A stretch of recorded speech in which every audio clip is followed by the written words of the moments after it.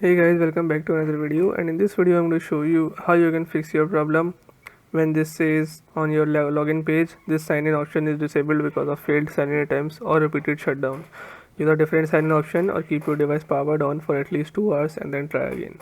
So if you're stuck on this and you don't know how to bypass this, so I'm here with a solution for this. And how to do this, let's get started. First, restart your PC, and then once you're here you have to click on I forgot my pin.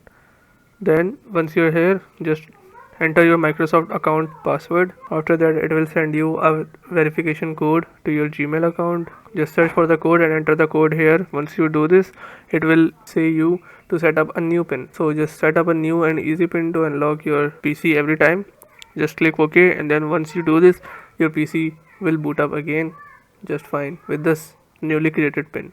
So yes, this is how you can fix your problem, and if your problem still occurs, so make sure to comment down below so we can bring a detailed guide on this video. Alright, that's it for today's tutorial. I really hope this video helped you solve your problem or learn something new about your PC. My goal on this channel is to make everything about computers simple and easy, whether it's fixing errors, downloading software or any game, boosting performance of any Windows or any game, or understanding new tools. If this video was helpful in any way, don't forget to hit the like button because it really motivates me to keep bringing you more useful content. And if you're new here, make sure to subscribe and turn on the notification bell so you never miss any future tutorials, tips, and PC fixes. Also, if you're facing any issues or have any questions related to computers, Windows, software, or anything technical, drop them in the comments. I read all of your comments and I'll try my best to help you out.